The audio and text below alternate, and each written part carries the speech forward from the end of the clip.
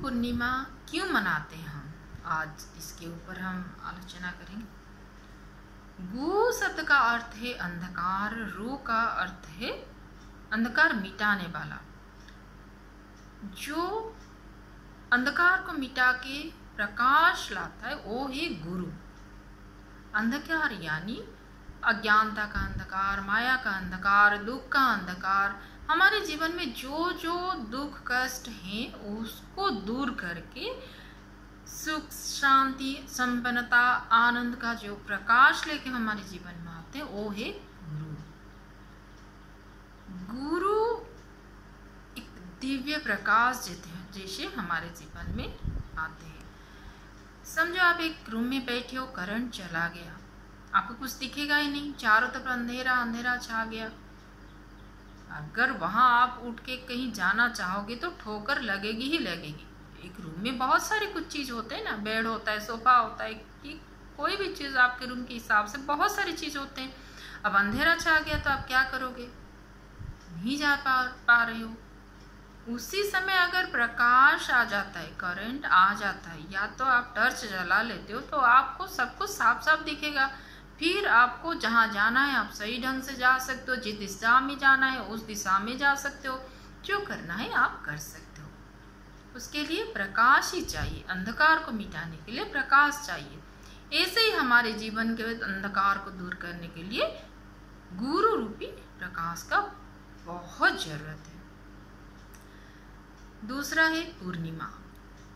पूर्णिमा चंद्रमा की जो तिथियां हैं, हमारे 16 कलाएं जिसे बोलते हैं, हर दिन का एक एक कला होता है।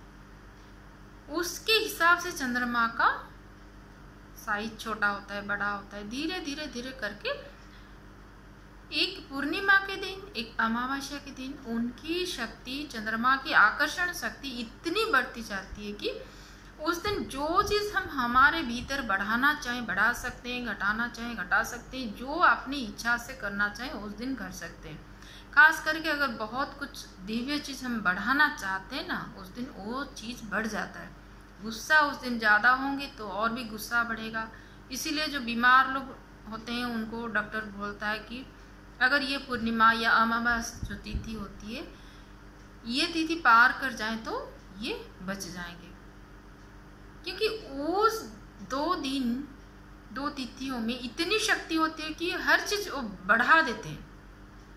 उसी तरह अगर हमें ज्ञान प्राप्त करना हो, इस दिन हम शुरू करें ना तो वो भी बढ़ जाता है। कृपा लेना है तो उस दिन अगर कृपा की शक्ति हमारे भीतर बढ़ाते हैं तो वो भी बढ़ जाता है। तो इसी दिन को, पूर्णिमा को, आदि योगी, ब्रह्मांड के जो सबसे पहले योगी थे, आदि गुरु बनने के लिए खुद को तैयार किया था। अपने 7 शिष्यों को इसी दिन वो दीक्षा देते और ब्रह्मांड के पहले गुरु के आख्या उन्होंने लिया था।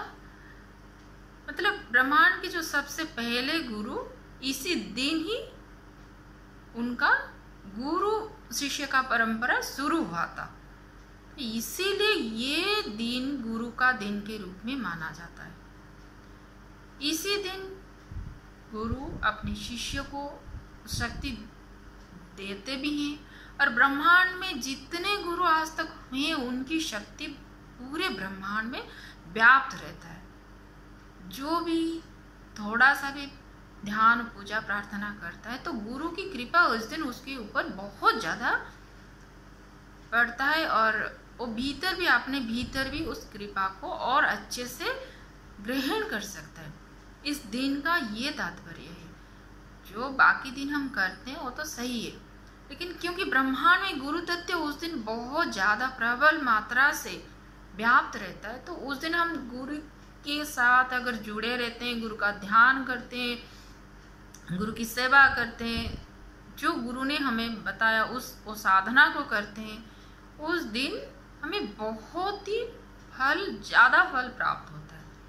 इसीलिए इस गुरु पूर्णिमा को हम गुरु के नाम पे, गुरु को स्मरण करके हम पालन करते हैं। इस दिन हम ध्यान पूजा प्रार्थना जो भी पवित्र कर्म हमें सिखाया गया है वो सारे करते हैं। और गुरु के नाम के ही दिया जलाते हैं, दान पुण्य जो करना है वो भी कर सकते हैं। सब कुछ जितना पुण्य कर्म इस दिन करेंगे उसका फल बहुत गुना मिलता है। गुरु और पूर्णिमा को मिला के ये गुरु पूर्णिमा इस दिन मनाते हैं। और जो खास बात है, गुरु एक तत्व है, गुरु कोई शरीर नहीं है। जब तक हम गुरु को शरीर मानते रहेंगे कोई फल मिलने वाला नहीं है, क्योंकि कोई शरीर हमें कुछ नहीं दे सकता। शरीर का एक लिमिटेशन है, लेकिन जो गुरु होते हैं ना वो लिमिटेड नहीं है, वो अनलिमिटेड है, इनफाइनाइट है। तो गुरु एक सत्ता है, एक दिव्य सत्ता, एक दिव्य शक्ति है। वो उनको कभी शरीर नहीं समझते हम। गुरु ब्रह्मा, गुरु विष्णु, गुरुदेव महेश्वर क्यों बोलते हम? गुरु को शरीर क्यों नहीं बोलते? गुरु साक्षात परब्रह्म तस्मै श्री गुरवे नमः। गुरु को कभी इंसान के रूप में देखना हमारा सनातन मना किया है, क्योंकि इंसान मानेंगे, एक शरीर मानेंगे तो उसका कोई वैल्यू नहीं है। कोई इंसान एक लिमिट में बंधा हुआ है ना, एक बंधन में बंधा हुआ है, एक लिमिटेशन है इंसान का। लेकिन जो गुरु है वो कोई भी बंधन में बंधा नहीं है, वो मुक्त है। वो जो अनंत व्यापी एक सत्ता है वही है गुरु। तो जब भी गुरु के पास जाना उसको शरीर मत समझना। लोगों को ये गलत फहमी है कि वो एक शरीर है, उसके पास जाएंगे, ठीक है, एक आग्रह है उसके पास जाएंगे, ठीक है, लेकिन पास जाके भी उनको शरीर कभी मत समझना। ये समझना कि ये शरीर के भीतर एक दिव्य सत्ता का वास है, एक दिव्य शक्ति का वास है, तो वो शक्ति आपके भीतर आता है। आप समझो कि उस शरीर के पास हमें जाना है, कुछ आशीर्वाद लेके आना है और चिल्लाएंगे गुरु ये दे दो, वो उनकी मर्जी, थोड़ा बहुत कुछ दे सकते हैं उनकी कृपा के हिसाब से।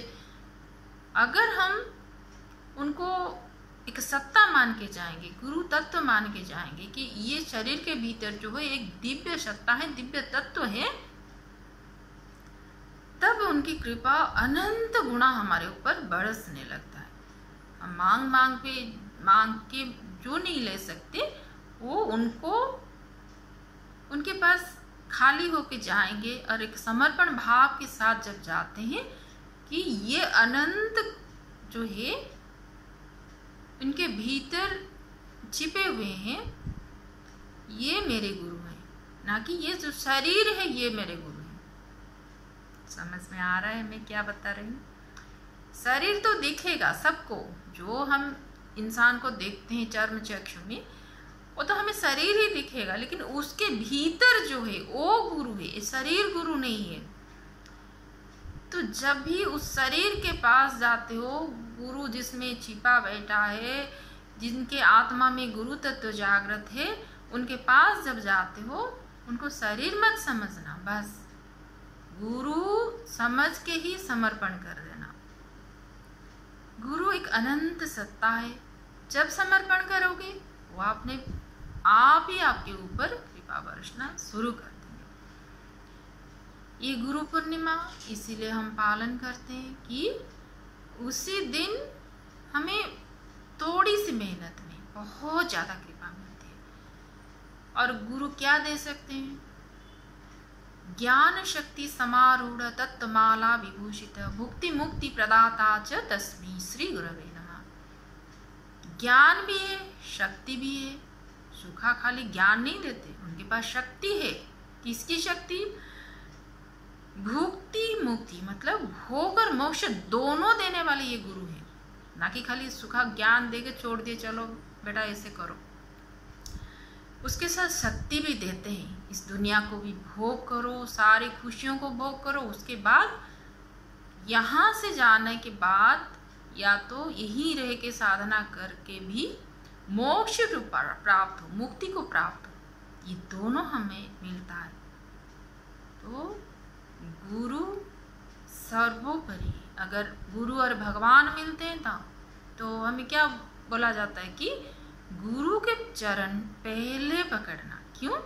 क्योंकि गुरु ही है जो भगवान के पास हमें लेके जाएंगे।